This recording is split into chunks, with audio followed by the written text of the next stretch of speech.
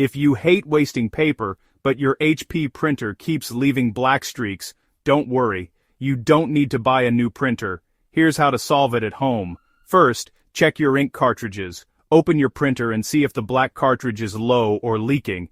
If it's empty, replace it. If it's messy, gently clean it with a lint-free cloth. Next, run the printer's cleaning cycle. On most HP printers, you can do this from the touchscreen menu. Just look for Tools or Maintenance. Select Clean Printhead. Let the printer do its thing. It might take a minute or two. Still seeing streaks?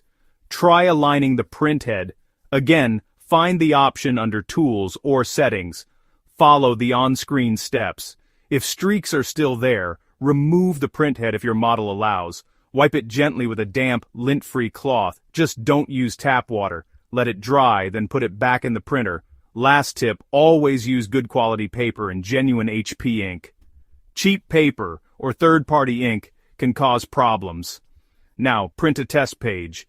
If it looks good, you're all set. If not, check HP's support site for help or consider calling a pro.